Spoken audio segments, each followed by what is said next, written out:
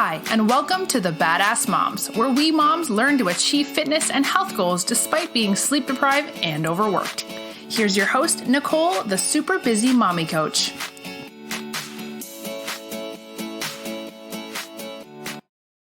Hello, and welcome to Badass Moms, brought to you by the Holistic Therapies Directory. I'm Nicole Cruz, super busy mommy coach.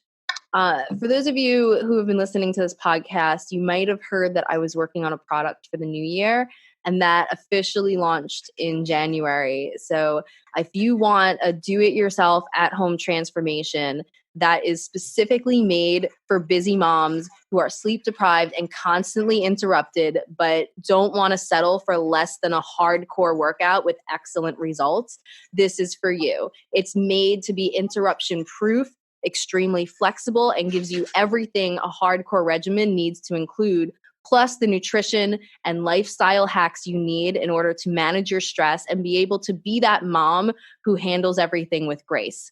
It's made specifically for single moms, moms in the toughest situations. So whatever it is, if you want to check it out, go to superbusymommycoach.com and check out the Do-It-Yourself Transformation Program, or hit me up on Facebook or Instagram at superbusymommycoach, and I'd be happy to answer all your questions and see if it's the right fit for your lifestyle. I am very excited to be here today with Mel Bocobo. Mel, she actually does some things very similar to what I do. She helps busy working women to create mindful eating habits and strategies so that they're free to enjoy all events in life. Mel and her amazing husband, Johnny, founded the Ohana Strong Transformation, which you can connect with them online or in their brick and mortar location in Los Angeles, California. Mel, welcome to Badass Moms. Thank you for having me. It's so great to have you. Yeah, so what we do is super similar in that we both work with busy moms. My focus is more on like single moms, moms in crisis situations. Your focus is more on married moms, working moms.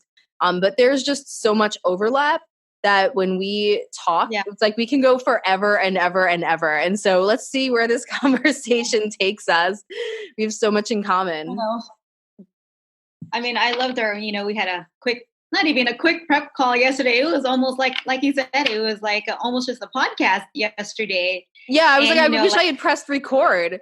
Then we started talking. Yeah. It was supposed to be like a quick 20-minute prep call, and an hour and a half later, I was like, why didn't I record this?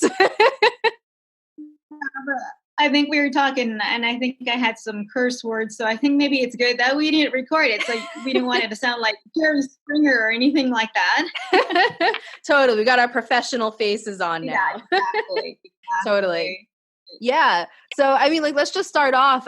We started talking about yesterday, what is going on right now with busy moms? What is the state of busy motherhood in 2020 in the United States, in the Western world? What are we facing? What are the issues here? What are the obstacles? I think what it is as being, even if you're not a mom, you're a busy woman. And it's like trying to cram in these things. And then when you have a child, it's like, how do I create, great habits? How do I be the role model? And like we were talking yesterday, your kids are saying, Mom, I want to eat McDonald's. Mm-hmm. And so the strategy is, how do you get your child to eat, and how do you get to eat healthy? And that's where I love to tell busy working women, you can have your kid have his Happy Meal, but be the role model and make the healthier choice. So let's say your kid has its Happy Meal, but you have your grilled chicken salad, or you have your yogurt parfait, and then your child becomes interested, like, Mom, you're eating healthy, why are you doing this? And then it becomes that conversation. And we were saying that in the state of children nowadays, they're so into their electronics that there is no conversation happening at the table.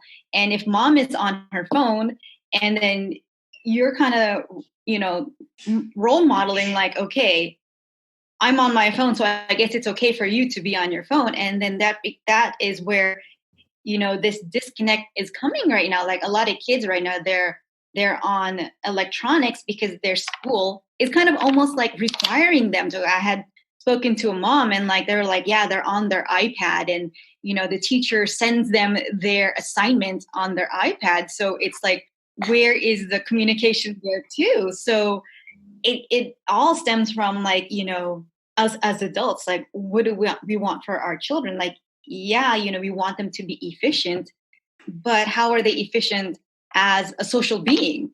And that's where we're losing a lot of the connection now.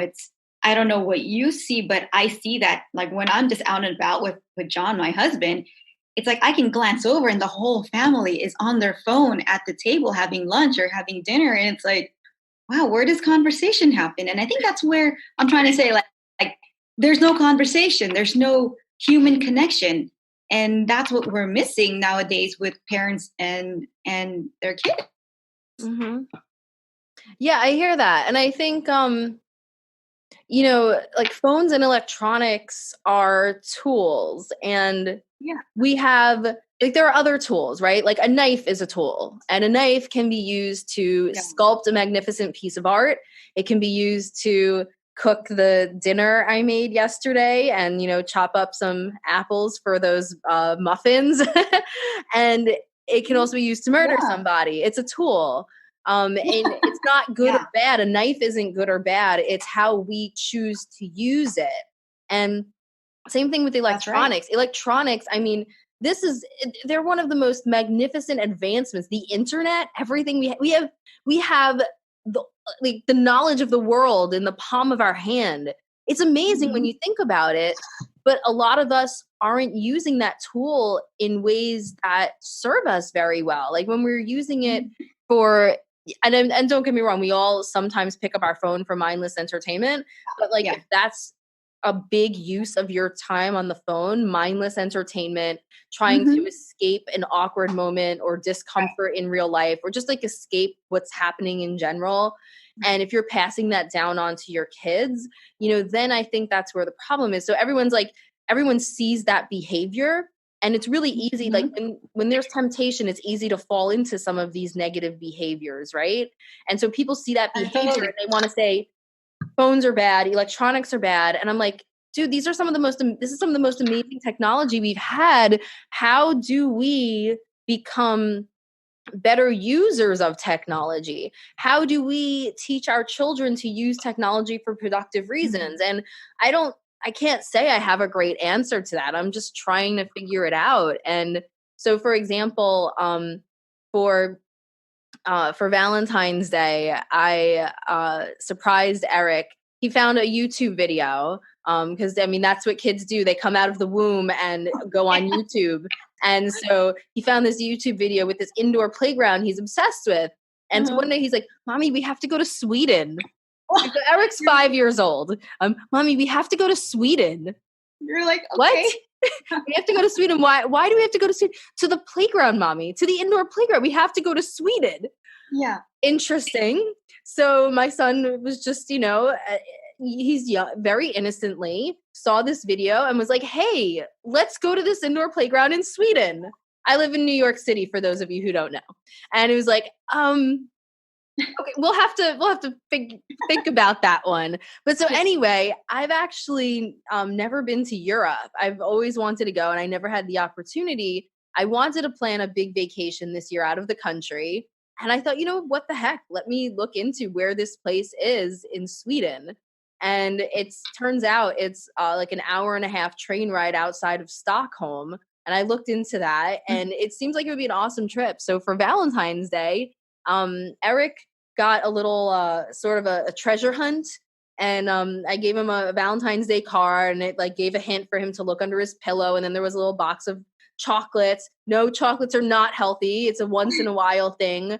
A box of chocolates. He opened the box of chocolates, and there was a little note telling him to check his iPad for a text message from me. By the way, texting for young children is an amazing way to teach them how to read and write, because it's inherently motivating, especially because they see us on the on the electronics all the time, and they want to do the same thing, and they just get so into it. They practice their words. It like fills in the words a little bit for them. And so I practiced reading and writing and typing with Eric through text message a lot.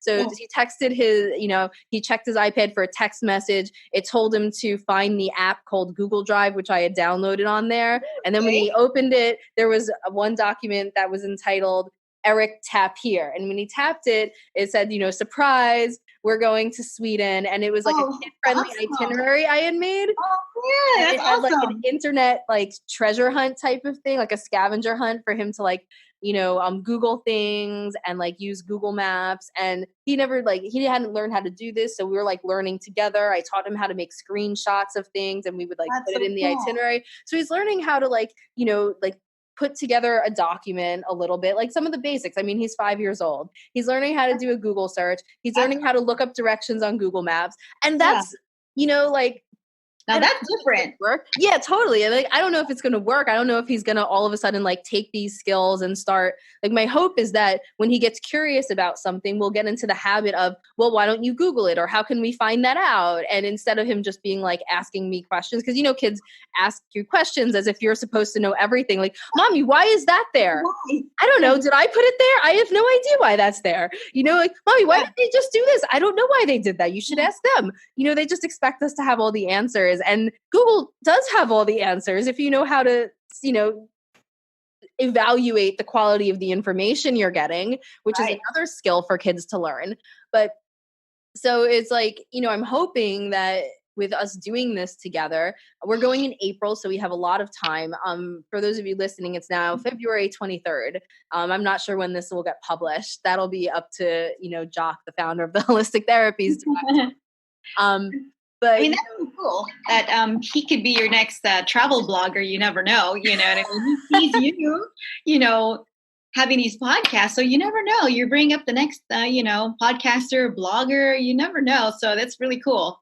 I mean, we have vlogs from our last trip. He made some videos like, hi, we're in Petersburg now, we did an Amtrak train adventure. But that's the thing. It's giving him the confidence to like go on camera. Like, I mean, for me, like, I know doing this for me, like a few months back or even last year, like, I'm like, oh no, like, I don't have the confidence to do that. But, as like, when you have a business coach, or like, you got to put the reps in just like you're working out. Like, you didn't have all the answers in the beginning. You didn't have all of your, let's say like you did a deadlift. There was a whole like checklist, like, okay, is my body like this? Am I doing that? Am I doing this? Am I doing that? And it's like, you get better as you go. And I think that's a lot of the things like in self-development, like, your confidence is sometimes it's just not always there. But when you put yourself out there, it's just a whole new ballgame out there, because now it's like,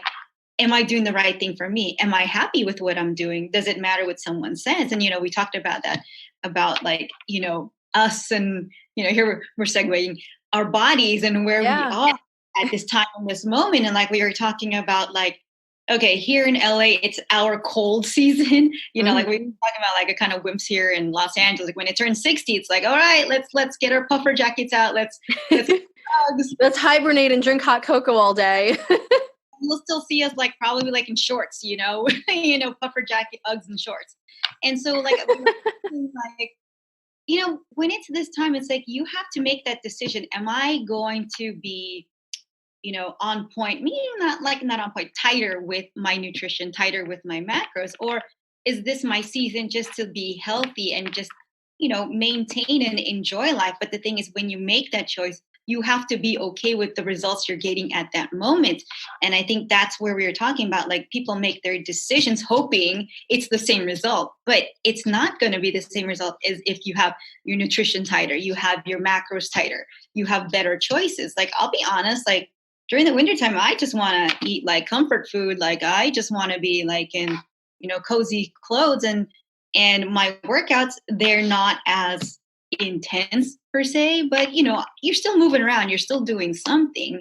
But that's a choice that you have to be okay with. You're not going to be as tight, as toned, and like we were saying, like, it's not your season right now, but maybe when it gets warmer, you're like, I'm going to be in shorts, I'm going to be a dress. So that's the motivation there.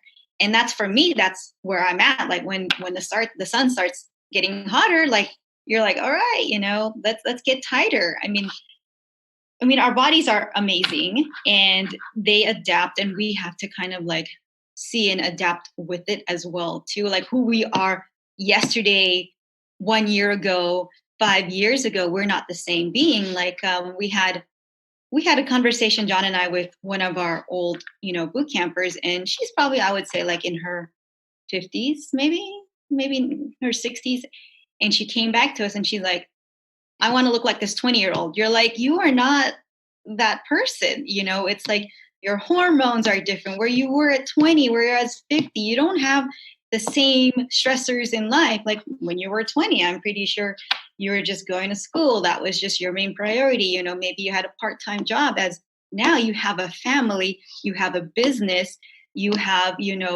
maybe your parents that you're taking care of and other obligations. So your effort is not going to be as the same as that. And when you were probably in 20s, you just slept all day long too. Like you went out and the next day you just went to sleep, and you have priorities when you're older in life. It's not like you can sleep the whole day, like after you've only worked your butt off for 5 hours. And so it's like those conversations, you have to have those real conversations with people, and they don't want to stand in that truth. Like, I am not that same person. And it's hard for them to move on because they like to see themselves as that past individual. And they're always looking backwards. They never look forward to stay present in right now. And so I always say, like, you have to let go of the past so you can make room for the present to reside. And that's the thing, is like, they need to understand that. And that's always education. And we always talk about education driving compliance. And sometimes we have to say, like, with our integrity, like, look, I can't help you because that's not what I do. And I think that's a responsibility as a coach. And, to inform people, like, I'm not the coach for you because that's not who I am. Because maybe I was that person. Maybe, that's the way I coached before. Like, yeah, let's do a 6-week challenge. Let's get your weight down. And we talked about that weight loss and fat loss are two separate beasts. Yeah, it's like, let's get you to lose a bunch of water weight so that you can look like that for one day at this event, and then you're going to gain it back plus more. Like, why? Yeah. And so it's the education. Again, you can go to the sauna, lose 5 pounds. Is that what you want? Well, then you have your weight loss. But if it's fat loss you want, that is more work in itself. That's like being tighter with your nutrition. That's tighter with your workouts.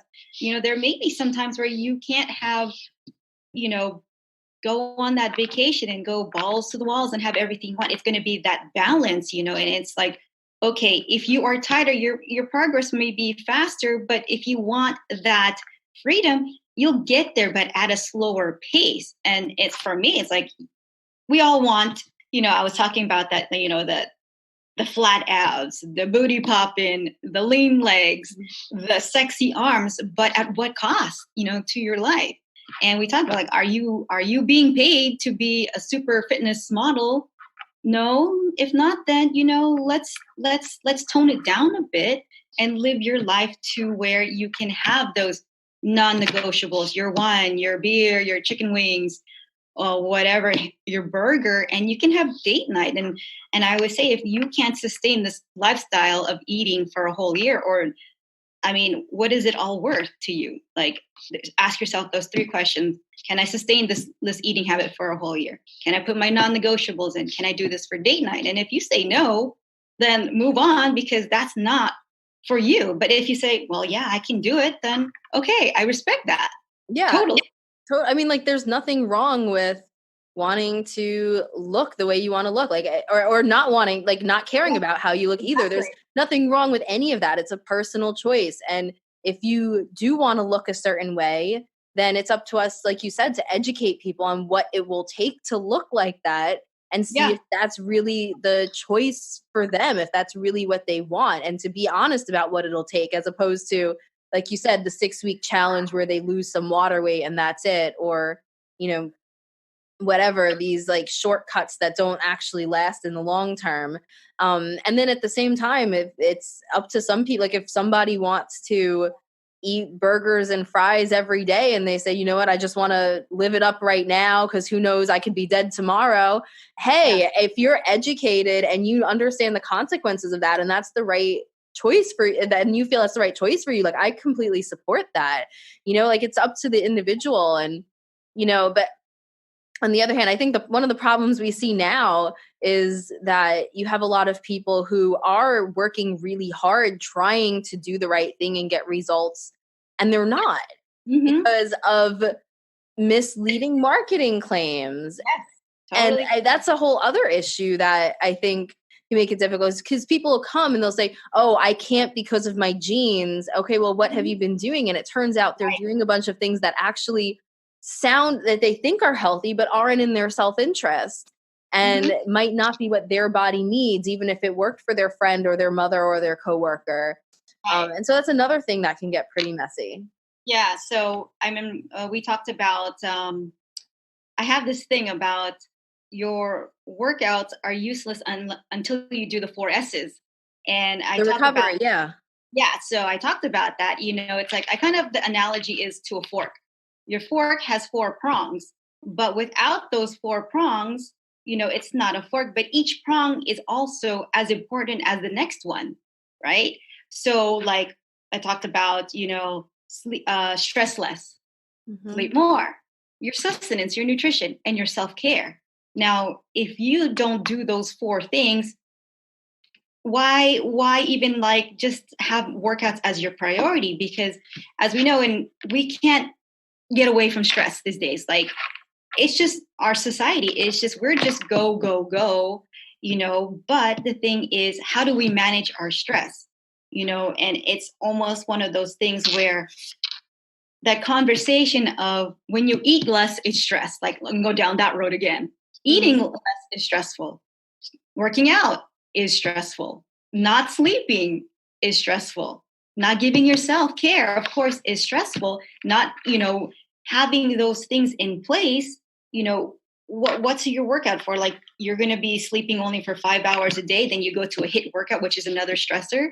Like, people don't understand that your body does not know whether you're doing a HIIT workout, whether it's running away from a tiger in that fight or flight mode. You're in this, what we call your sympathetic nervous system, fight or flight mode. So let's say busy working mom, what do you do in the first thing in the morning? Getting the kids up. You're driving them to school. Maybe you have like a workout in, and then you're busy at work. Then you're like trying to scrounge for like, okay, what am I eating for lunch? And then you have meetings. Then you go home and you're like, okay, I got to pick up errands. I got to go to the grocery store. I got to pick up the kids. So it's like you're in this constant mode of stress. And when you put that workout into play, it's like all you're doing is just your cortisol level, your stress hormone is always high all the time. And when do you ever come off that stress hormone, that fight or flight syndrome, where you can just rest and digest and be yourself? And people are missing that. And I think as a mom, you would never say that to your child, like, oh yeah, okay, just keep on going, just keep on going, just keep on going. You've always said to kids, like, you need to sleep so you can grow. And it's like growing mentally, emotionally, physically. So why would you do that to yourself? Because you would never tell that to your child. And when you put it in that context, it's like, okay, let's go back to basics. When you can master the basics, okay, let's put a workout in. Did you sleep? Did you eat? I always say people have to earn their workout. I always tell them, okay, I'm only giving you 3 days of workout, because here what we do in Ohana Transformations is boot camp style, is HIIT style. Yeah. So if I'm going to tell them, you can only have 3 workouts in, you have to earn your 4th day with your recovery, meaning sleep and nutrition. If not, then you can't have your 4th day. Your 4th day is probably going to be just walking. It's self-care, walking, yoga, meditation, journaling, spending time with your girlfriends, your friends. I mean, I think that sometimes we miss that permission to pause. Like, it's okay. You have that opportunity to be mom, to be sister, to be daughter, and we're missing that now. It's like, just slow down. You're always busy. It's time to slow down. I mean, I don't know how you feel about that. How do you feel about that?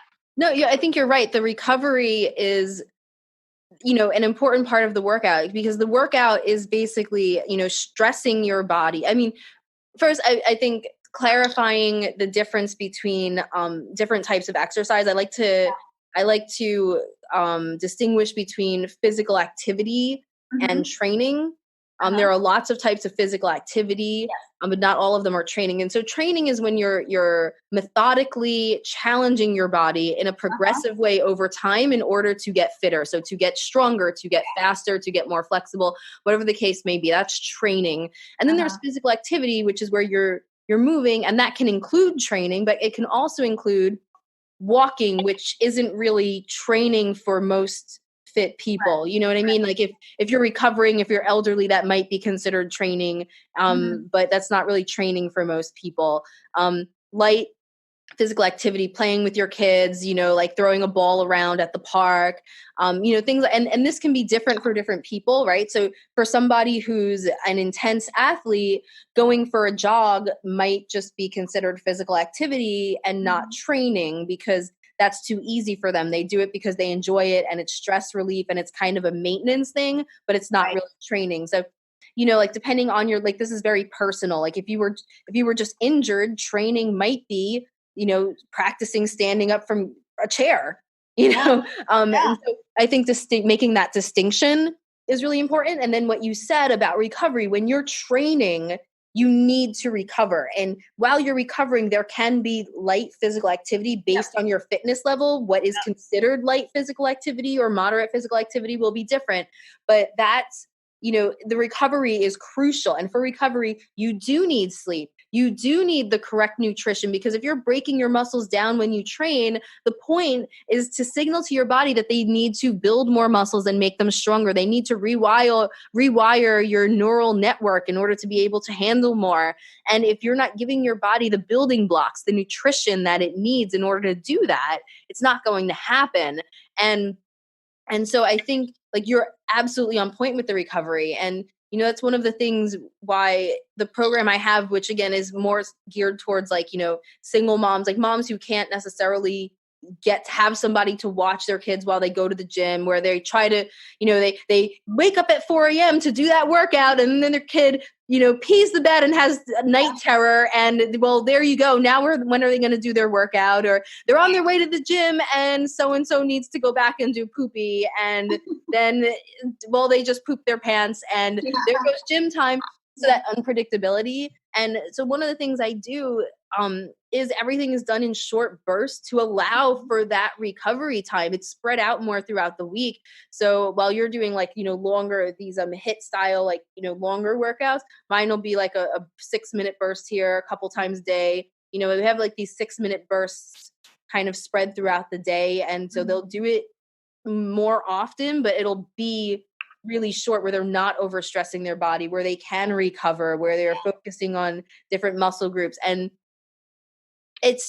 you're 100% correct that with busy moms, overtraining is a real concern.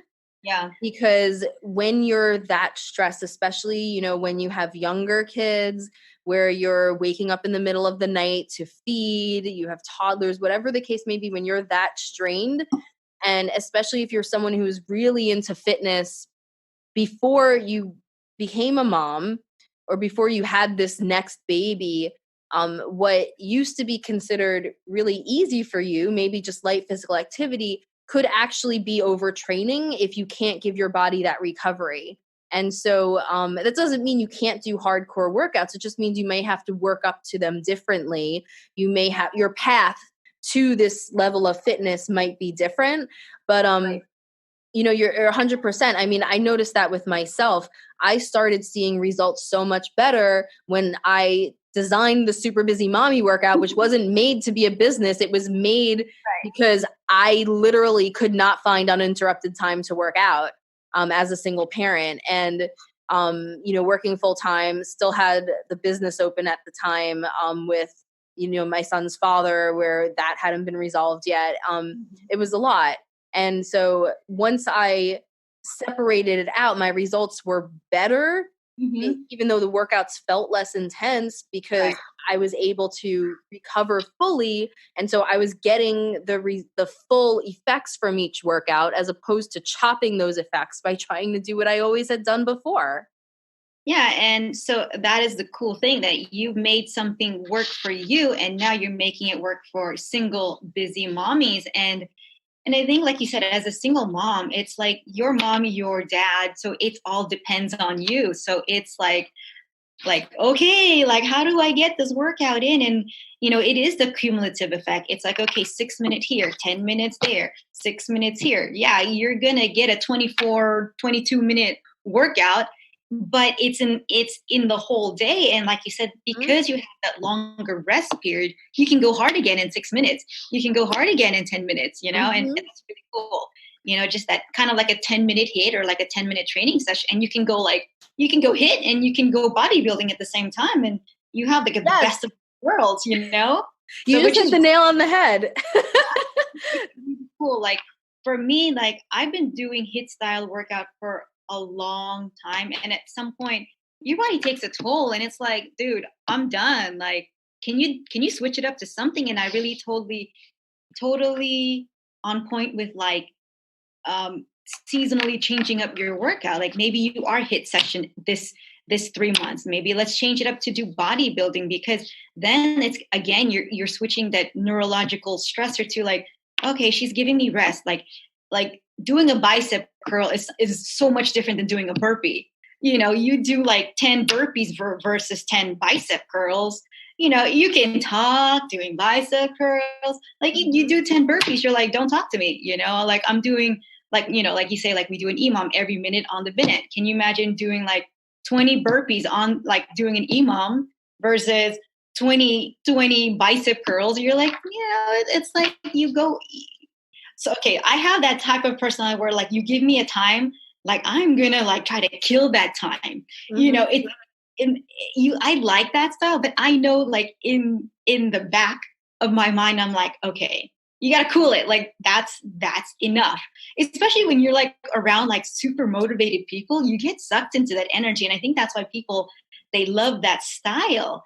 But you love that style, but you're causing kind of like a death within yourself of your whole total being. Like you forget that I need to rest. But like switching up your workout, periodization your workout,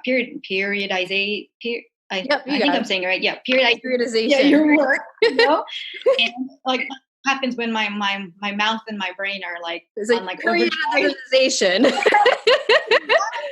Like you know what I mean. I know exactly what you mean. It's a tongue twister. So I switched it up to more strength training, and like you said, like I found out like my body likes it better because I get to recover faster, because it's always like kind of like a lower body, then an upper body, maybe like a pushing and a pulling. And I still work in the hospital, so knowing that I have stress at work, then I get to do this and it's not as stressful. I think my body's like thanking me even more. Like, okay, now, because like, we were talking about like women, we forget like, what is our goal? You'll say, I want to lose 10 pounds, but I want to make muscle. And then, so again, that's different modalities. And so we have to ask like the right questions of like, okay, if you're going to make muscle, you're going to have to eat more to have that hypertrophy. You're going to have to lift heavy.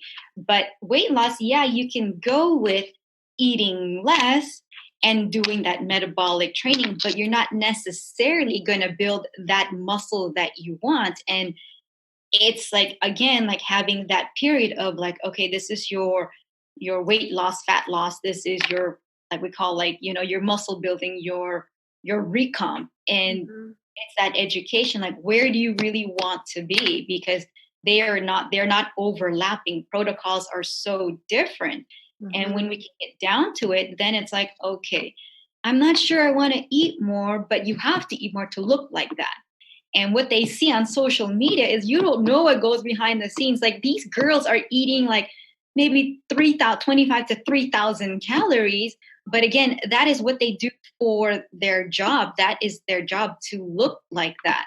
You're here as mommy, as busy working, mother, you don't have that time. I even struggle just try to eat like 16 to 1700 calories. Like eating becomes almost your job as well too. Like you have to eat.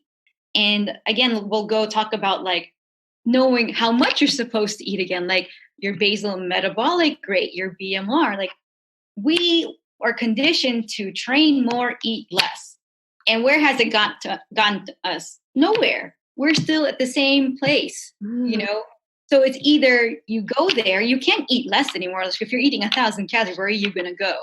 800. If you're training 5 days a week, where are you going to go? 6, 7 days? So obviously that's not working. So you have to do the opposite. You're going to have to eat more, train less, and knowing how many calories you're supposed to eat. And I know some people, they don't track calories, but it's sometimes important just to do it initially just to see where you're eating, because then you'll know. Like I say, like the easiest way is like knowing your BMR. There's many calculators out there, but I say the easiest way is like if you weigh 150 pounds times 10, you need 1,500 calories. I bet you if you track it, I know you're probably only eating 1,000, 1,200. I see it all the time. And if I look at I mean, like with desk jobs, I see the opposite. It's like people are at their desk and you're bored. And so it's almost hard not to eat all day.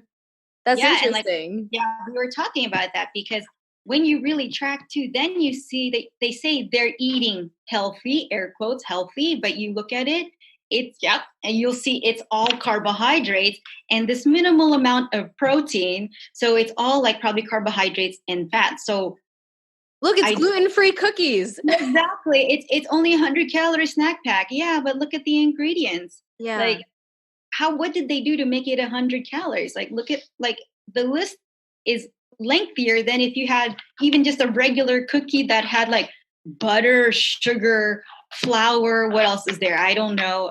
Baking soda. Like you can read that. Like I would rather you have that cookie rather than that 100 calorie snack pack. Totally. Like 30 billion ingredients versus 5. Mm-hmm. Even people who are like pretty well informed, I think there's what a lot of people are missing are being able to tweak for their individual bodies and situations, right? So for example, yogurt is like, it's supposed to be a really healthy food. For a lot of people, dairy is inflammatory. Mm-hmm. According to research, probably for most people, dairy is inflammatory. Some people can assimilate dairy well. Most people, it's inflammatory. And if you were to cut it out, you'd feel better. So is yogurt a health food? If you're one of those people who can assimilate dairy very well, then yes, it's a health food. Yeah. But for most people, it's not. But also, if for breakfast you're having yogurt and then, with some granola on top, which has added sugar, but maybe your body needs an efficient source of calories. Most of us don't, but honey or whatever, agave isn't necessarily unhealthy. It just depends what your body needs. Most people don't need added sugars in their diet, but okay, cool. So you're having some of that with the granola. And then for lunch, you're having, a whole grain roll with some lean turkey on it and avocado mayo. And then for dinner, you're having some, rice with salmon. And I'm like, okay, so those are all really, I can't say that you're having any bad foods, but where are your vegetables?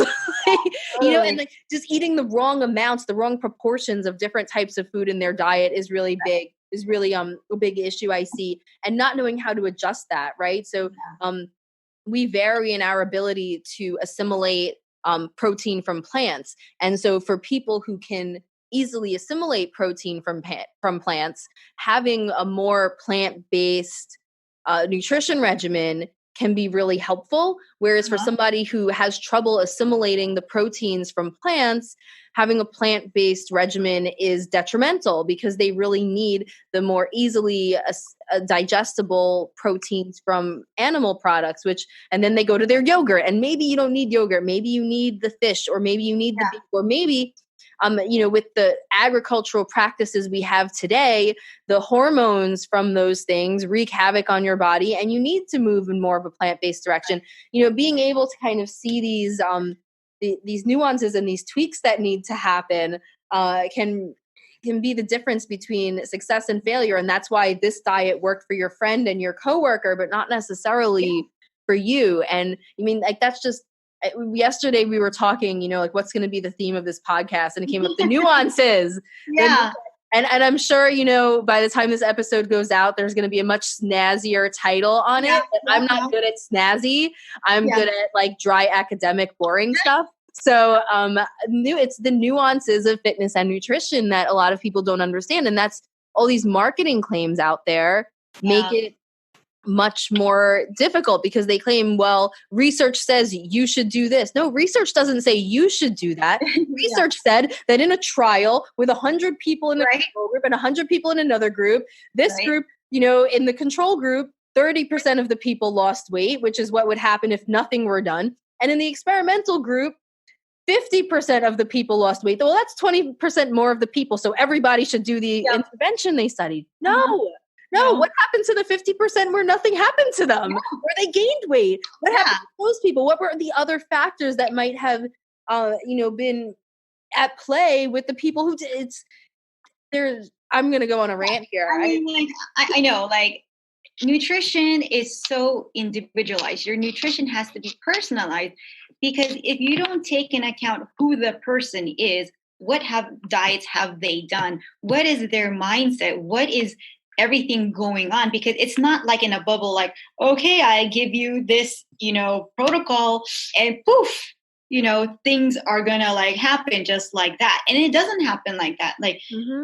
something may happen maybe for someone in 6 weeks, something may happen for someone in 12 weeks, and maybe in like 20, or maybe even a year. So like a lot of women right now, we've been under eating.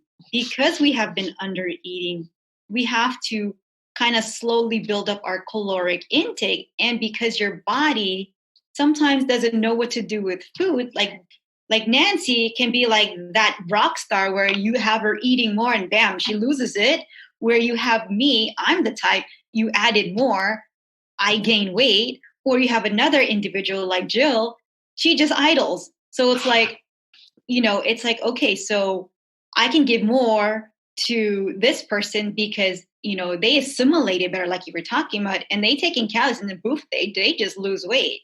But like for me, it's like, it's almost like baby steps, and that's the hard part, because I want to, make progress, but I have to see what my body does with it.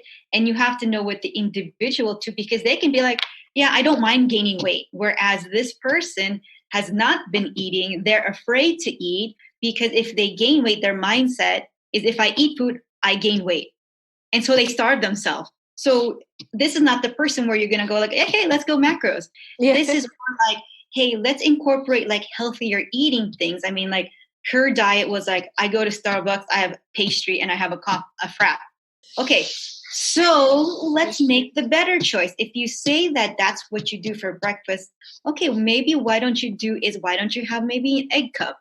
And maybe why don't not have a frap? Maybe you have an Americano with a splash of, creamer. You almost have to go baby steps with them, because they're on this journey of their own, and you can't impose what what's to be true, because that's not, as a coach, you just have to lead them to the better choices. You can't impose what you want to do, because I can have Jill, that's a rock star, and she can be on macros, and she's just on point. And that's like the ideal client. Like, you're like, damn, like, wow, that's so amazing. Like, you give her like, okay, 10 grams more protein. Like, okay, got it, coach. Like, you look at MyFitnessPal, like it's like between like 5, or, you tell them, okay, well, I'm feeling like, they say like, okay, I need more recovery, I'm not sleeping well. Okay, let's bump up your carbs. All right, coach, got it. You're like, yeah, that's the person. But those are two extremes where if I eat, I'm going to gain weight and I'm going to starve. I'm just starving myself. Whereas this one is like, I want to eat everything and I'm going to train.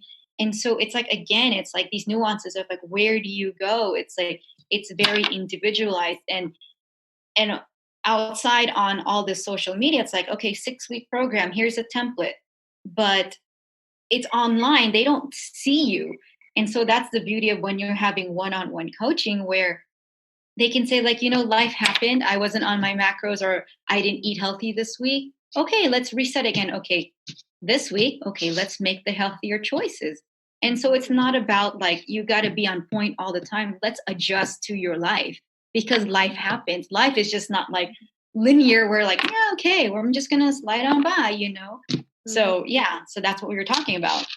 Yeah, totally. And I think, I mean, that's one of the things you hear a lot, right? Well, no, I really want to start with you, but I have to wait until blah, blah, blah is over because I won't be able to do it. And I'm like, no, this is when we should do it because whatever we decide to do for you needs to work and get results when your life is happening. Yeah. You know, it's like, well, because I have to travel a lot for work right now. Yeah. So we should figure out how you get results and stay healthy and strong and whatever your goals are for your own body while you're traveling a lot for work. That's what we have to work on. You know, it's not, let's wait until life is peachy because then it's never going to last. I mean, like, life, you're always going to be a constant busy. Like, where in your life are you going to say like, oh, I'm never going to be busy. So I'm going to wait 3 months from now when I'm not, maybe you'll be less busy. But even when that 3 months happen, when you say I'm going to be less busy, you don't know what's going to happen in that 3 months again. So let's deal with what you have now and let's play the cards that you have because this is the cards that you have. And it's not going to change because Jill's cards are different from yours. Because like I had that habit of like, you know, you see these things and you're like, wow, it worked for them. And you want it to work for you too. But again, that's not their body. And that's why it didn't work because you're not them. Yeah. You have your own body. So let's work with your body. You know, maybe what they did is totally like they've been like, you know, always eating the healthier choice where you've been just like I said, like the Starbucks, you know, there's cookies there, so I'm just going to eat that. You're just kind of flying by the seat of your pants nutrition. You're going to take a longer process than that person. So you may have that six month journey, 1 year journey, as opposed to a 6 week, 12-week journey. And so it's bringing that awareness to that individual. Look, this is where you are. This is where you want to be. You have a lot of work that has to be done. You can't expect if you gained weight in 6 years, like 60 pounds in 6 years, to get off the 60 pounds in 6 weeks. It's not going to happen. It doesn't happen like that unless you starve yourself. But as a coach, you're like, I'm sorry, I can't help you. If that's what you want, I cannot help you. You can go to someone else, but I can't allow that for myself to say like, I'm going to let you lose 60 pounds in 6 weeks. Like that's, I don't know. You know what I mean? It's going to be unhealthy. Yeah, totally. It goes against our integrity to do something like that, you know? And also, I mean, you're right in that the transitions, you're changing your lifestyle, you're creating habits, and that can take a while and it can be different for different people depending on how much the new habit and lifestyle clashes with the old one. But when you think about it, like, I mean, think of it as, you know, like you said, a 6 month journey, a 1 year journey, even a 3 to 5 year journey in some cases for certain things. What is that compared to the rest of your life if it's actually going to last? You know what I mean? It's really nothing. There's no rush here. There's no race unless there's some imminent health danger that you're in. So do it in the way that's actually going to be sustainable instead of going around in circles doing things that you can't actually stick with.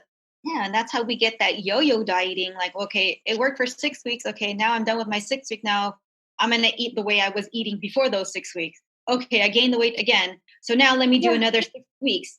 Okay, I lost the weight. Okay, I'm going to go back. And it's that cycle. And it's like you were saying, like, if you can probably just lose maybe 1 pound or half a pound a week and be a cumulative effect of 10 pounds over maybe 6 months and keep it off, I mean, I would take that over the 10 pounds in 6 weeks and gain maybe the 10 plus more, you know, and you're back to square one and going backwards again, as opposed to, you know, they would say slow and steady wins the race. There is some truth to that because you are going at a slower pace. You are making those changes so your body can accommodate to be like, well, okay, you know, I mastered this. It's always like, okay, you mastered this. What else can we add on your plate? And it's understanding, again, the individual. Maybe their life is very stressed out that all they can do is just add protein to each meal. not track. And, that may be the better thing. Like, okay, let's add more protein, let's add veggies. So every time you have a meal, focus on protein and veggies. Now, carbs, it can be like, okay, have a healthier carb. Maybe the banana's better than the candy bar, and so it's always making those better choices. Like, okay, you mastered that. All right, let's add more protein. Like you had maybe, like you were talking about, like maybe palm size protein. Well, let's make it a bigger palm size. Let's add more protein. It's adding on to those positive habits, because if you don't master the basics, you're never gonna make it a lifestyle. And it's all about making it a healthy lifestyle that you don't always have to go back to square one and relearn them again. It's like I had a conversation with one of my clients, and she had went to this, boot camp, and they give him this plan. We were talking about the tilapia, the asparagus. Like, who eats tilapia and asparagus every day in their life? Meal plans. And it's not even healthy. Like tilapia, like he told me maybe, wild caught salmon. Okay, but to do that for 6 weeks just to lose weight. Yeah. It's like, what did you learn? You didn't learn anything. Like, how did you learn healthy habits? You didn't learn anything after those 6 weeks, because they don't even transition you after those 6 weeks. It's like, okay, let's do another challenge. Okay, you want to bulk up now? Let's go on another plan, So, and it's so hard getting those people out of that mindset. So with that client, all I had her do was make healthier choices. Like her non-negotiable thing was her chicken wings and beer. And because she was on the 6-week plan, she used to like crave more, I don't want to call it bad stuff, of that kind of nature of food, like her fun, I'll call it fun food, her chicken wings and beer. So she used to eat like 20 wings and then maybe like a pitcher of beer. But because I said, like, let's make healthier choices, she says, you know what? I don't crave it as much anymore. I'll eat like 5 wings, done with it. I'll maybe have just like a glass of beer and I'm done with it. And she feels satisfied. She doesn't feel guilty. She doesn't feel deprived with her diet, because you can incorporate that. It's like, okay, if today I'm going to eat chicken wings and beer, I'll make the healthier choice for breakfast and lunch. And that's the balance. That's the beauty of you navigating your whole life. That's strategy for your life. And you create that habit. Now you have a strategy to enjoy your life every day. And that's so much more powerful than giving them a meal plan, giving them a template, because now each individual makes it work for themselves. And it's not always, Mel, what do I eat now? Oh, well, I'm going to a vacation. They're not going to have oatmeal. They're not going to have eggs. They're not going to have this. They're not going to have that. Now it's when I go on vacation, like, okay, that's a protein. Okay, that's a carbohydrate. That's a veggie. That's a fat. There's my meal. Done. Easy, right? Yeah. And meal planning it. Yeah, totally. Like people ask, like, oh, I want a meal plan. I don't give people meal plans. I collaborate with them to design their own meal plans so that they learn how to do so. Because like you said, then when you're done with the 6-week challenge, what are they going to do? Yeah. There's no way to keep the results. It's not sustainable. It has to be learning. You have to learn how to create your own nutrition regimen and make those decisions for yourself in a way that works if you're going to make it last for your entire life. That's it. I'm totally with you on that. I think when we overcomplicate things, like everything is super complicated. Like I'm so guilty of it. Like I've been down this path, so I know that struggle and I know that anxiety of like, oh my God, I can't make it work because I'm looking at my meal plan, I'm looking at my template, and they're telling me to eat this, but they don't have it here.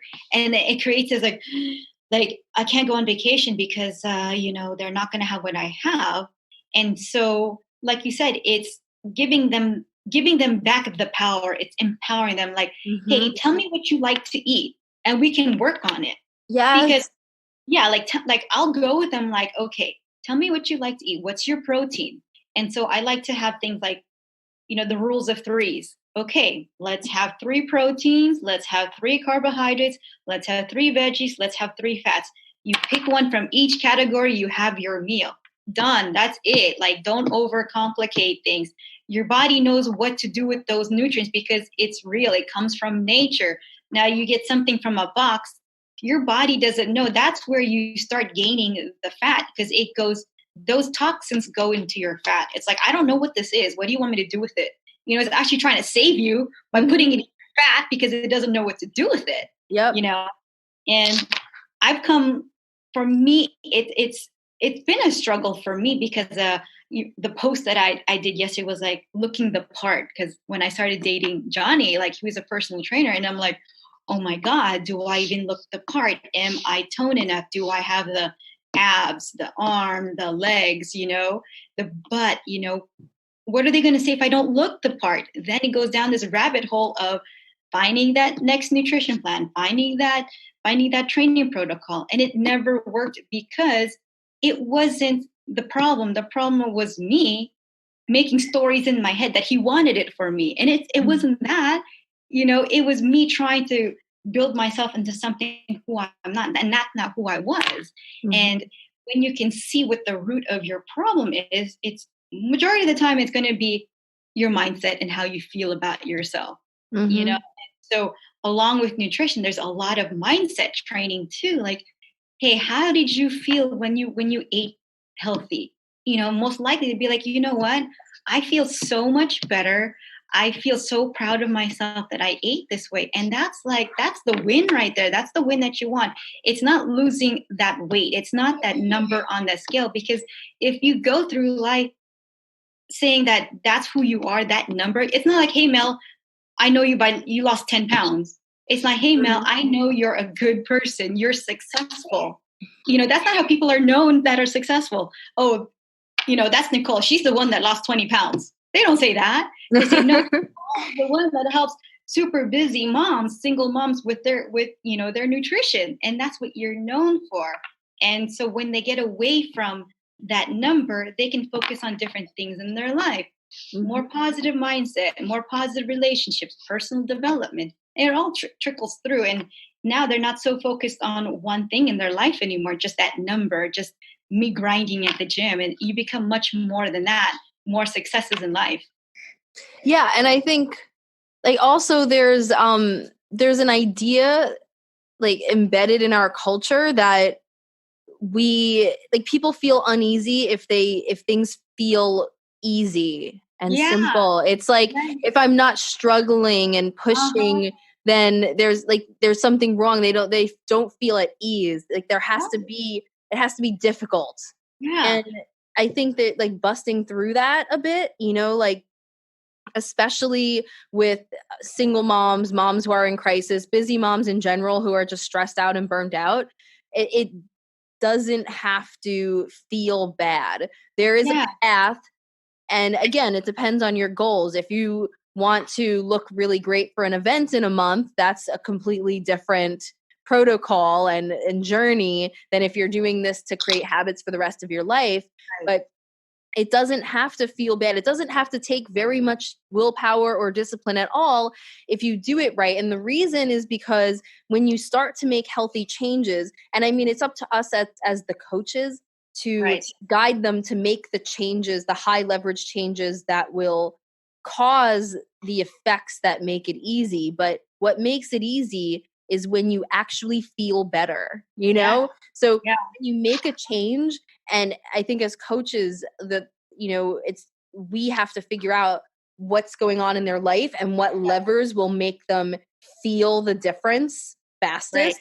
Right. But once you feel that difference, you can go back, and you definitely fall off the wagon sometimes and you slip up, but then you miss it. You miss that good feeling. And all of a sudden it doesn't take willpower and discipline to get back into it. You want to. And so, what is that path for you? For some people, it starts with sleep and stress management. For some people, it starts with changing what you're eating, cleaning up your diet so that you have that energy boost. You get rid of that sluggishness, that inflammation, that brain fog.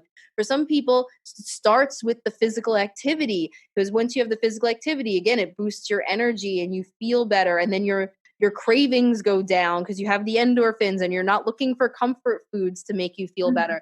Whatever it is, everyone has a different entry point. But once you find it, you start this journey and you make the changes, like you said, you make them slow enough where you can actually integrate them and make them a permanent part of your life. And I use the term permanent loosely because things always change and we'll slip up at times and whatever happens, but an overall permanent part of your lifestyle. And, so wherever you start, you make the changes. When you start cleaning up your diet, yes, you might miss those foods, but now when I have a cheat day, I'm like, okay, that was really fun. I can't wait to have salad or vegetables because I feel the difference in my body, and my body craves the stuff that'll make it feel better. And did that happen overnight? No, that journey took years for me because the cravings and the way I was I was raised in a family, Italian, Puerto Rican, food is life, food is love. The emotional attachment that you have to food when you're raised like that, it's hard to let go of. And so, like to actually transition the way I ate and my thinking took a long time. Now, if I knew what I was doing, if I had actually gone to school for nutrition coaching and everything, then it would have been faster. But given I did it on my own, it took years. But there was a point when I realized I actually want the whole grains. I don't want the refined ones because I feel better on whole grains. And I somewhere along the line and started enjoying the flavor. How did that happen? When did I start enjoying these foods that I would never touch before? When did I start craving them? Now it's like there'll be times when I'm just like, oh, I just really want to work out. And that didn't happen overnight. At first, working out was torture. I was the spastic asthmatic kid. To become an adult who works out, that didn't happen right away. But yes, I think for people too, getting rid of this myth that it has to be torture and it has to feel bad, or that if it feels bad, if you feel like you're pushing harder, you're making more progress. That's not always true either. Like it can be more effective when it feels good on this journey. And yes, there'll be a little bit of willpower when you first start something, like that first time you have to make the change. Of course it takes willpower, but if the change makes you feel better, then soon after it won't take very much willpower anymore. I'm going to out myself out. And, I used to be like that all or nothing person and be like, okay, I have to be good Monday through Friday, be on point. And then Saturday is going to be my cheat day. And you know what happened? I became so food obsessed. Like John can attest to this. Like we were talking about, we have this cabinet on the top of our fridge. We call it the attic. We would stockpile food in the attic just so that when it hit midnight on Friday for Saturday, we would start, we're like, oh yeah, cheat day.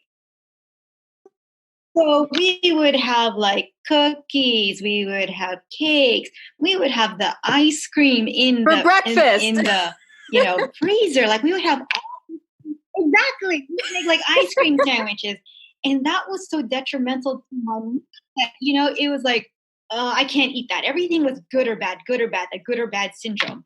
And like you said, it took me a while to understand, like, have that cookie. Did you enjoy it? Okay, move on. But you didn't have the whole 12 packs of cookie, the 12 of them, because that's not a bad food anymore, because I can eat it and I can be okay with myself and not feel guilty for having that cookie. So like, maybe every day, like I'll have like a piece of dark chocolate that makes me feel satisfied. I'm like, cool. Move on, and when it's those days where like, okay, like I'm craving, like, maybe a piece of pizza. You don't have the whole pie, you just have a slice and you're like, done, move on, next day. Like, let's just move on. And I think we miss those things. Like, can you eat that and just be like, I don't have to eat the whole slice. I mean, the whole pie. I mean, that's a different story. I think I need to backtrack. I guess you need to know your triggers as well too. Yeah. Because I know my triggers, that I have a certain food, like I kind of like, that what I do to bypass that is I'll have the personal size. And like, so like last night I have these the grain-free siete chips. So they're made with cassava flour, but they have such a good crunch with the lime that it's either I have to measure it out, or otherwise I'll just take the whole bag like I'm eating popcorn, like, you know. So what I'll do is I'll just have like snack size things. So once I'm done with it, it's like it's out of sight, out of mind, and I'm done. And it's a learning process. I mean, like probably for you and me, like it's been probably over 10 years, 15 years. Like we didn't get this way like overnight. You know, it's been a process where we are. Like where I started was, of course, like, you know, we talked about it again, was like meal plans and templates. But now it's like I did macros as well too. Am I looser? Yeah, I'm looser, because now you can eyeball that, and that goes into that intuitive eating, that mindful eating, because we have macroed it. I can say eyeball that and say like that's about 4 ounces. But for someone that has never done that, it's a whole different, another topic of like you need to first kind of track to see what does 4 ounces look. You need to weigh that so that you can visualize and say like that's what 4 ounces look like. That's what a cup of rice looks like, and it doesn't come like inherently known. You have to practice that to have that skill, and then you can become that, what we call that intuitive eater. But you also have to become a mindful eater as well too, where like I say, like you give me white rice, I'm okay with white rice. I grew up on white rice, but you give me oatmeal, I blow up like a balloon because it's that fiber content. Like I don't do well with that, and like someone that does sweet potatoes, like, yeah, that's my jam. When you give me sweet potato, I'm like, no, it's kind of hard. And you have to choose the right protein for you that makes you feel well, the right carbohydrates. I don't want to go into that gluten-free thing, but like finding what works for you is basically the bottom line. Mm-hmm. And I was guilty of also eating a lot of, I remember reading some sort of like blog, and they said, okay, if you eat seafood, it's easier to digest, you'll burn it quicker, so you'll lose weight. But the problem is, because I went to Oriental medicine school, my body constitution is cold. So if you give me the white flesh fish, I feel inherently colder. I know it's kind of like simple and complex with Oriental medicine, but if you're going to have fish, it has to be that red color, the one that's been working hard. It has like energy, it has movement, it has yang. So I switch whenever I have seafood now, it's more of the wild caught fish. And before I also went vegan as well too. My body didn't like it. Like for me, it didn't work for me. Again, this is going through my personal journey where it didn't, I had to try it to see if it worked. Because they said, oh, going, plant-based, don't have animal protein. I was so more sluggish. Like I was like so sleepy. It didn't work for me. Like maybe for you, plant-based works for you. But for me, it's like, it didn't work. Like I was like even worse off doing plant-based than having animal.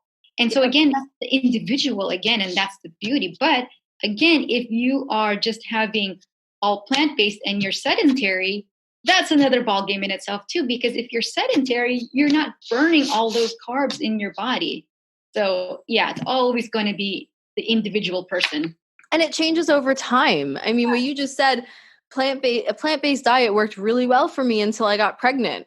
And then I guess, my son must have depleted whatever it was in me, where now I really need some of that animal protein in order to function properly, to feel right. And it's knowing those nuances, knowing what levers to pull too. And I don't think it's that difficult to learn. There's a lot that you can learn without going to school for nutrition.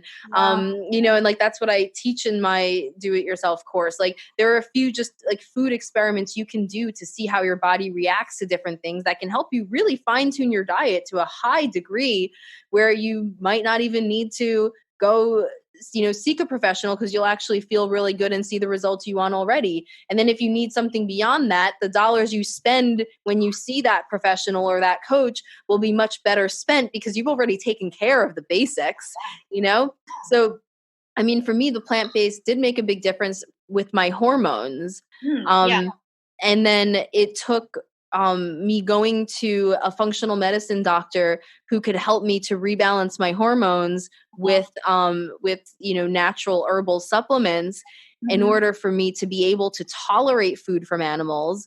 And when I was pregnant, I definitely needed them. That was one of the first, like before I even knew I was pregnant, I just felt really wrong and needed to add that in. But once I was able to add those in, my hormones were balanced. I felt more balanced because I did feel more satiated. And so my body had been, it's hard.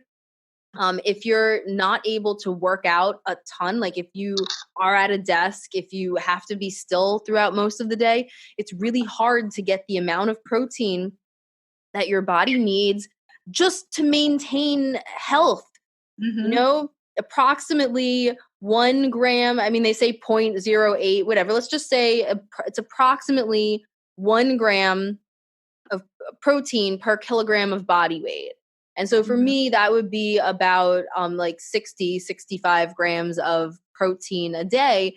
And it's hard to get that much while eating a whole foods vegan diet. So assuming you're not just relying on like powders and supplements and stuff, to get that amount on a whole foods vegan diet without having so many calories that you start gaining weight.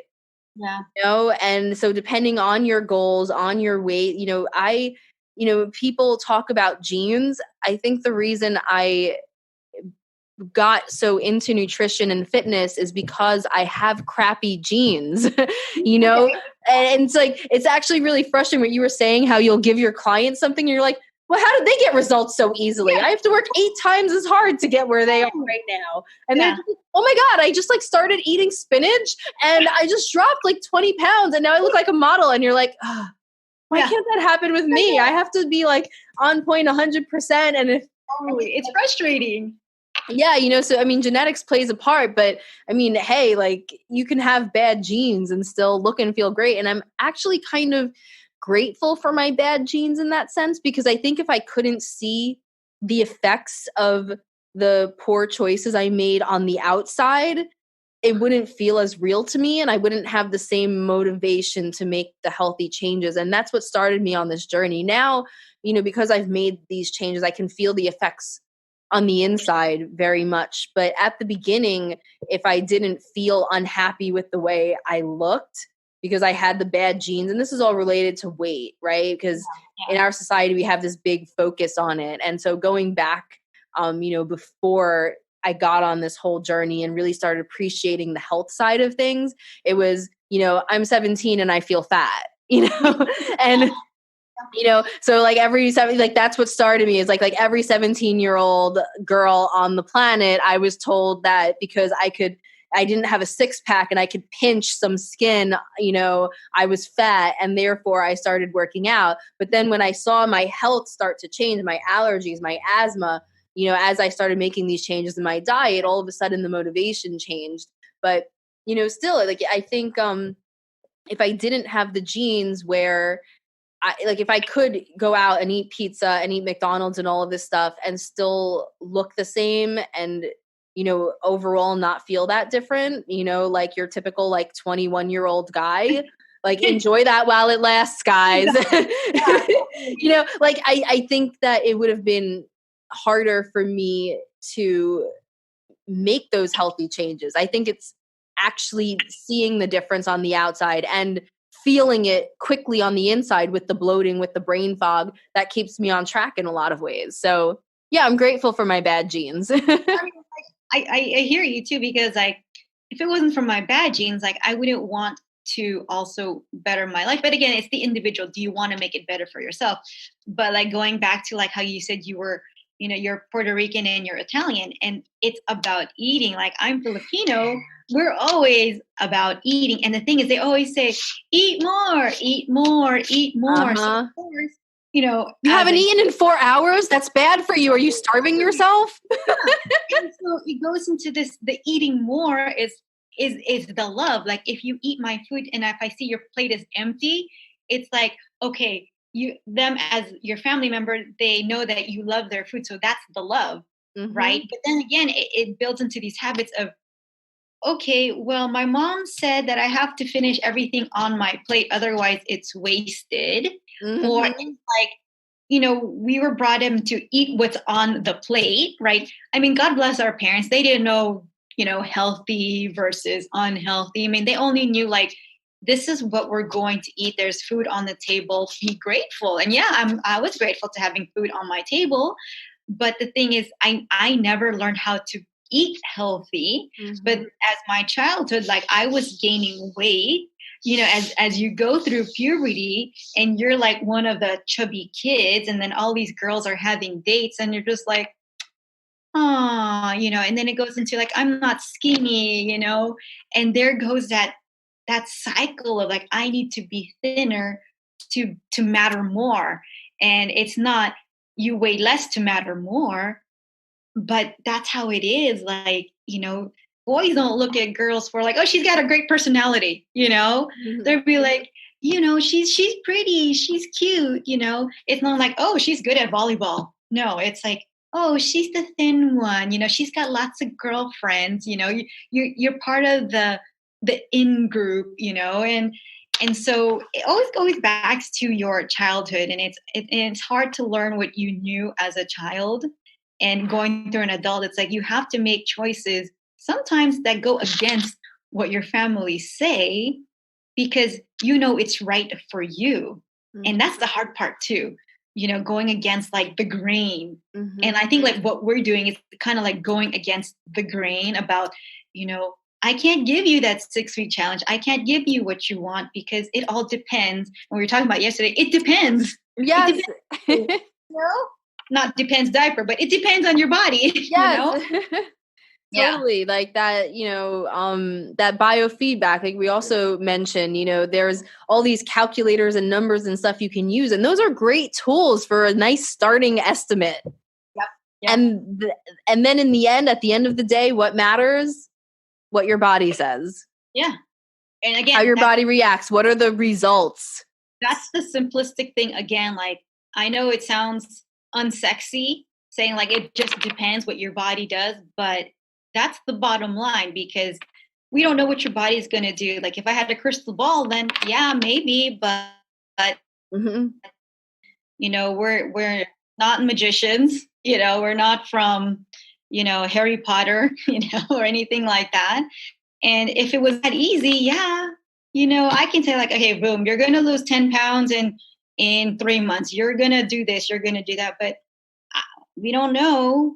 And like you said, it all depends. It depends totally. And knowing what levers to pull when you see a certain result, what are the actions that connect with that result, and how do you change them to get a different result? That makes a big difference too. Yeah. I mean, we can't end this podcast without you telling your personal story regarding keto. Oh gosh. So, you hear the keto everywhere. Like that's just like the buzzword all the time. And so I thought I was Atkins. Now let me tell you the difference. So I did a little research on keto. Now, keto was first developed for children that were not responding to their anti-epileptic medication.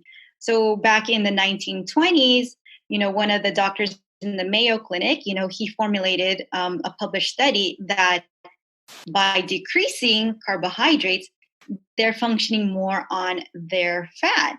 And so here's where the kicker is. Like when people are saying now they're doing keto, there's a protocol to keto. It's 75% of your calories is fat, only 20 is protein, and only 5 is carb. Now you ask a person out there, what are you doing for keto? They're saying, oh, I'm eating protein and I'm eating high fat and no carbs. That's not what keto is. Mm-hmm. That is sort of like the Atkins style diet. And even now, like the Atkins, like they have a 4-phase program where they introduce carbs back. So it's never taken away from you. And so that's where, I thought in my mind, well, okay, I let go of the carbs. I'm going to lose weight. Yeah, I lost more than losing weight. I lost my sleep. I lost my hunger response. I lost my energy for everyday life. I lost my motivation to work out. I didn't want to work out because I was so sluggish. My cravings were high. And basically, it just was not the right thing. Now, there is a time and place for keto, and there is people that don't tolerate keto. And so for like doing keto, like number one, yeah, for patients that have epilepsy that have not responded to their medications. Number two is if you have what we call a metabolic syndrome. Now, we classify a metabolic syndrome if you have 3 out of this 5. Now, number one is your fasting blood sugar is greater than 100. Your blood pressure is over 130/85. Your triglycerides are over 150.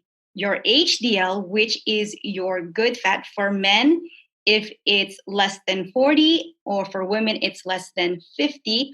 Or if you have a circumference of your waist for men greater than 40 and for women greater than 35. So if you have 3 of those, you have a metabolic syndrome. Now, if you have more than 3, you're at risk for stroke, cancer, and diabetes. So this keto style of working out, it helps them out because it lowers their blood pressure, it lowers their blood sugar. So yeah, it'll work. And number 3, it'll work for people that are sedentary. Yes, they don't need that many carbs, because if you're truly not working out, if all you're doing is sitting, and it's almost like you want to live a healthier lifestyle, yes, this way of this diet can work. But for people that is not going to work, is for people that are working out. You need carbs for your muscle, right? So all those people that are like, yeah, I'm doing keto and I'm working out HIIT style. Oh my God, like, come on, like, if you look it up, you need carbs for your muscle. You need that energy, right? And next, it does not work for women. Women inherently need calories because we were supposed to carry a baby. So we need some fat in our body. So as a woman, it doesn't do well for us. But for men, they go on keto, they lose 20 pounds maybe like in a month. Mm-hmm. And they can function on that. But as women, we can't, you know? And so I had a conversation with one of my friends yesterday, and she had the gastric sleeve. Now, you're only supposed to have 1,000 calories. Now, in her mind, she was thinking because now she had this gastric sleeve, she needs to work out more. So basically, she was doing kickboxing, she was doing Pilates, she was walking, she was doing all this. So she was big. She was probably burning 1,000 calories. So you only have 1,000 calories. You burn 1,000 calories. You're left with zilch. Mm-hmm. So I said, look, this is not the thing for you to do. I know you only have 1,000 calories.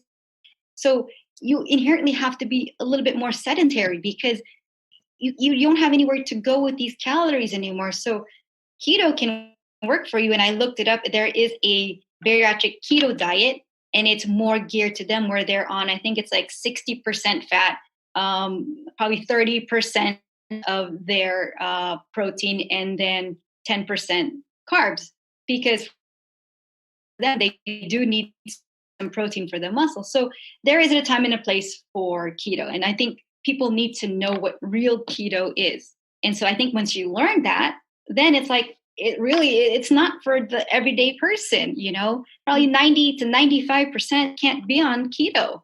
So yeah, for me, again, like I had to go through it to say like, hey, it's not going to work for you, but it's up to you. I will educate you, but this is the side effects what you are going to have. Now, I can't be responsible for that because I've educated you. Now, you are your own adult. Now, you make that choice, but I can only educate you because I can't force you to say, I'm not going to do keto, but I can say what's going to happen to you when you do keto. And so, yeah, so we have to go through things to finally make the informed decisions. Yeah. I mean, you know, like you said, it's a tool. Like it's a tool that's in our toolkits, and it can work really well in specific situations. But first of all, like you said, most people aren't in ketosis, even though they think they're doing a keto diet. So that's something else entirely. And then even for the ones who are, you know, they're going through these periods where they have to supplement in a million different ways in order to be able to function. And then they say they get to a point where you have the focus and the bliss, and okay, that's awesome. And you can get that without going through all that stuff that's not good for your body. But also, like, you can get focus and bliss from fasting. Does that mean you should fast all the time? No. It's a tool. It's a tool in your toolkit. Maybe there are times to do the keto thing and get these benefits, and probably not do it forever, Right. Right. And then, I mean, that gets into, another thing that we've talked about in the past, which is, you have these tools in your toolkit. And I think especially when it's presented to people in marketing, like whether people read articles or they see something on social media, and it's making a claim that do this to get results, do that to get results. And I think it's really important to distinguish, like, what are the results we're talking about? Because I think a lot of times in the media, appearance, fitness, performance, and health aren't really specified. It's just under results. And then people make their own assumptions about what that is. And so, for example, when people say to eat or work out a certain way in order to, quote unquote, get results, if they're talking about your appearance, that might not necessarily be healthy, and that might not necessarily increase your fitness performance. It might only change the way you look, like make you leaner, get rid of body fat, improve muscle, make you look ripped, sometimes dehydrate you in order to do so. And so like that could be one version of getting results. And then there'll be information that conflicts. Well, no, actually that's bad. You're supposed to do this. Well, maybe they're talking about general health. And then another one will give a completely different guidelines. And well, they're talking about fitness performance. And so for fitness performance, you need to be having more protein than you might need to have for general health. But fitness performance, they focus a lot on the macros and what that does for your muscles. And a lot of times they neglect the micronutrients your body needs for general health. And so if you want to increase your fitness performance, be healthy from the inside out, and like your appearance, chances are you're going to have to be able to pick and choose and combine these factors in the right way for your body. And so this is good, this is bad, do this to get results, no, do this to get results, no, do that to get results. They're all right in some way.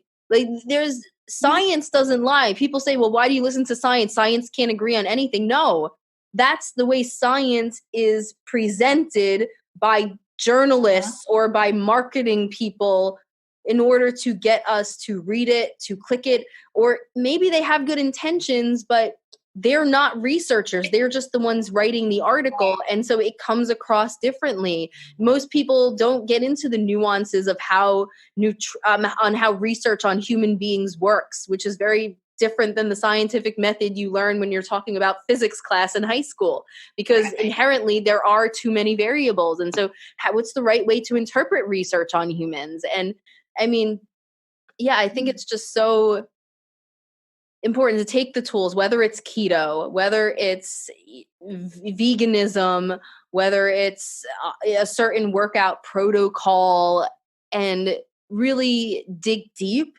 and try to figure out, do that additional research to find out what results people were looking for, how those quote unquote results were measured, what factors were measured, and use that to kind of paint a more complete picture in your head of what these different tools do and when might be the right time to use them for yourself.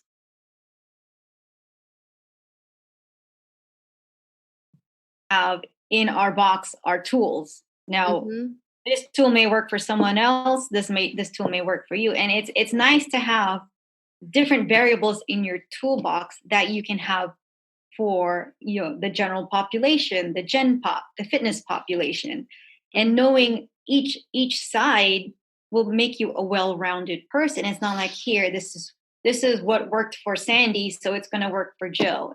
Like, it doesn't work like that, And I think like the bottom line is, like we keep on talking about, like it really all depends. It's just, you need to look at your whole person, the whole totality, because I can't just say here, okay, and it doesn't work like that. I mean, like how many times where you had like a to-do list and you're like, okay, I'm going to do this to-do list, and things happen. Then you're like, okay, I got to readjust again. It's the same thing with it's the same thing with your nutrition. Sometimes it's like, this week has been a busy week, I need to readjust. Or sometimes it's like, I'm so stressed out, what can I do to make my nutrition less stressful on myself? And maybe they were on macros. So you pull it back and you just say, make the healthier choices so you're not overwhelmed. And that's okay too, because it's honoring that person. It's honoring what's going on in their life, because that what makes you the better coach, because you understand that person. You understand, you have that connection with that person. It's not just, here's an online program, go with it. And that's where a lot of probably times there's, say, things are not as successful. I don't want to say fail, but aren't as successful because they're left with this and they can't talk to a person. There's not that, Nicole, like, this is what happened. What can I do? Can we take, sometimes even I'll tell them, like, do you need a break? Like, do you need a break from this? If there's so much stuff happening in your life, is this a stressor? Now, that is the appropriate thing to do, because maybe this is causing the stress. It's always, I want to look this way, but I have to follow these set of guidelines. But right now in your lifestyle, if you're constantly sick, if you are going through a divorce, if your child is going to college, if you are just having financial problems, then this is not the time to be on this plan for you. What you need to do is just be healthy in your situation so you can manage your situation. Mm-hmm. Because we can always go forward again and go back, but let's manage. Let's put out the fire. What's going on at the present moment? Mm-hmm. Like the 10-pound loss, the fat loss is not the priority at this point. It's how are you going to survive in this moment in your life? Because who cares about if you lost 10 pounds if you can't even survive right now? It, like, going through, we talked about like relationships, like that in itself is a big stress. Like that is so, like, some people just say like, oh, this is happening. It's happening. You got to say it. I can't read your mind. And a lot of the times, people will kind of give you these mixed signals. I'm not a mind reader. If you don't tell me, Mel, I can't do this because I'm going through this, I can't help you. And it's, if you don't tell me, I can't help you. And I think that's a thing we were talking about, is that communication. And I think it's building that bond with your client.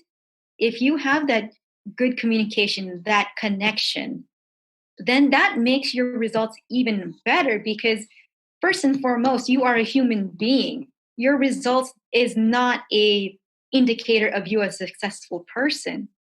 It's you and me connecting so we can make you successful.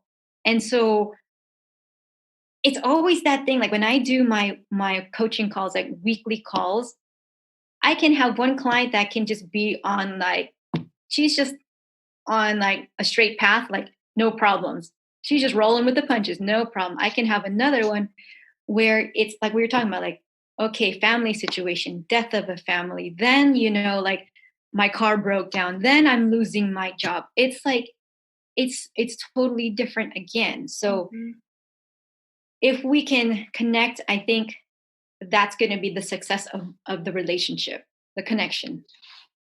Yeah. And I think you brought up something so important too, because I agree with you with the connection. And I also, what really hit home for me, just because of my history and most of the women I work with, is the part about, adjusting your goals for the situation. Mm-hmm. And when you're in a crisis situation, I think, a lot of people, it's like, okay, I need to stop now. And I think what you said is the perfect answer, because it's not about stopping. It's about changing your goal from maybe I want to lose 10 pounds to look better to I need to be at the top of my game mentally and physically in order to be able to deal with this situation with a clear head, make good decisions, have the energy to function with little or no sleep for however long it takes to get through this crisis situation. And for those women, for people in general, but because we both, work with busy moms, it's really a matter of survival at that point. Like you do the health and the fitness thing, not because of bikini season. You do it because you need it in order to crush the demands that life is throwing at you.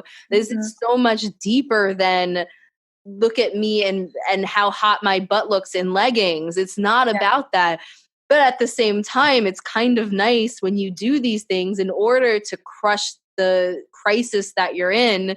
And then you start to notice that your butt looks good in leggings. I mean, well, I'll take that. It happens, they correlate, but that's not the primary goal. That's not what it's about. It's about managing the stress, making sure you're at the top of your game physically and mentally. You have the stress management in place to handle a situation emotionally. You know the mindfulness techniques in order to deal with it. Because honestly, when you're in those crisis situations, and if you're a single mom, it's kind of a crisis situation for a long time. But even moms who, that you have the ones where they have the young kid and this one has this chronic illness, and then their mother had this diagnosis and they're taking them to the doctor's appointments. And it's like, no, this isn't the time to stop worrying about what you eat and exercise. This is the time to make sure that you are eating very well and exercising. And it might look different, right? In order to manage it in that situation, it'll look very different. But this is the time to put more energy into doing those things correctly, because that's the only way you're going to get through this situation intact, like physically, emotionally, mentally, and avoid going over the edge of a cliff and into a downward spiral. Right. And John and I, we talk about things. Is your body safe, in a safe place to do what you're wanting to do? Like, is the total body safe? Like, are you in a good space that your body feels safe enough to go in a caloric deficit? Like, are you eating enough? Are you creating that safety in your body that you have enough calories that once you start decreasing it, it doesn't see it as a crisis? It's more like, I have enough calories. You take away like 200-300, like, I'm still good because you've given me enough. And people don't realize that when you're not giving yourself enough calories, you are putting your body in such an unsafe place that all your physical functions, your physiological function, your mental functions are not running on full cylinders. It's just like barely running.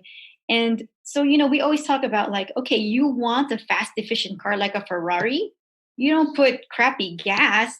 You give it like supreme. You love that thing. You wax that thing. You're just like seeing that thing. Now, it's the same thing when you want your body tip-top shape. You're like taking care of your body physically, emotionally, mentally. Like, it has to be there. So that way, if I'm running on low gas, I can still make it because it's like if you only gave your Ferrari like a quarter gas a tank and then you just did like a race down the street, like it's gone in a matter of moments. But if you're running on full tank of gas and you have that race down that street, you're maybe left with still like 3/4 tank. You still have enough gas in the tank, if you will, And so people nowadays are just kind of running on like maybe quarter tank and are afraid to refill their tank because, oh my God, I don't know what's going to happen. But it's hard. Like, I've been there where it's like, you want me to do what? You want me to increase my calories? You're like, that's scary. It is scary. And like we talked about, you may gain weight, you may lose weight, you may stay idling, And so again, it's like, just knowing the whole situation of a person and just keeping them safe, knowing that what they're doing is kind of putting them at risk for certain things. And that's all that we can do is just let them know, just educate them. Yeah, 100%. Like you have to fuel yourself. The quality, like you said, like nutrient density, like, so even if you're having the calories, I think some people reach the point where they're showing signs of not having enough nutrients, of malnutrition in different ways, but meanwhile they're gaining weight. And so they're like, but wait, I need to eat less. And it's like, maybe you need to increase the density of certain nutrients in the diet we could go on about these nuances forever. forever. All these levers to pull in Yeah. different situations. And every time you bring up an example, I think of other examples, and it could go on forever. I know. We geek on nutrition. I'm totally a geek on nutrition. Like, Yes. I always tell people, like, whenever we go on vacation, I always look for a Whole Foods or a Whole Foods type of a place, because I know that's where I'm going to get the best quality of food, Mm-hmm. and it's like, if I don't see that around, it's kind of like makes me a little anxious, because like, what is the quality of food going to be at that hotel or around me? And I think when you've gone through life just geeking on nutrition, that just becomes your normal thing. And I always say, like, my Disneyland is like a Whole Foods type of a place, because I can geek on supplements. I can go around. I can spend time. Like, then again, I can go to Target as well too, and geek at Target and just walk around the aisles. So it's like, nutrition is everything. I mean, because as you know, like they say, like, let thy food be thy medicine, by thy medicine be thy food, right? That, if I'm saying it right, the famous Hippocrates quote. And food is medicine.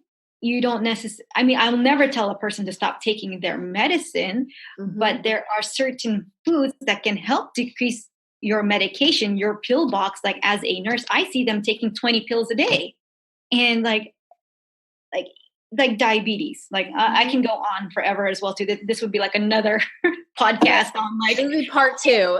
that would be like part 2 on healthcare. I mean, I can go on forever at healthcare, but I guess my whole thing is, me being as a nurse, where the unit I work in, it's a step down from ICU. I can't help these patients anymore. They are acutely, chronically ill all the time. They are so far gone that I can't help them. It's like they're in and out all the time. And I know it's sad to say, but it's jokingly, we say, like, there are family members, because they're always coming around. And that's bad, when we always know, like, oh, that's Mrs. So-and-so. Oh, that's Mr. So-and-so. They're back. And like, when you know them that well, that's bad that they're in the hospital all the time. So the way I am from being an RN to a nutrition coach is, I want to be that person to help prevent them from going into the hospital, to prevent them, to reduce their medication by using food. I mean, food is so accessible to everyone. Yes, you may not be able to get organic, but can you get fresh? Yes, you can. You may not be always to get organic meats, pasture raised, or free range, but can you get it more natural? Yes, you can. Yeah. So it's always like the good, better, best of what can you do at where you are. And I want to be that person as a nurse that say, hey, I want you to model what I'm doing, because I've made it work. I can't help you right now, but maybe I can help your family members. Maybe I can help the dynamics by eating better, so you have that enough energy to take care of them. Because being a nurse, you're just not only a nurse. You're a physical therapist, you're a social worker, you're a psychologist, you're an engineer, you're IT tech. You do everything what it is. So I'm with that patient for 12 hours a day. So yes, I get to know their family members. And this is just my thing on healthcare. It's a business. It's numbers dictates. I'm sorry to say, but it's numbers. Really, like, we as nurses, we want to help our patients, but we are numbers bound. I want to help what I can do for my patient, but sometimes it's hard. But I take care of my patients to the best of my ability. Now, when I come on my nutrition coaching side, I don't have that limit.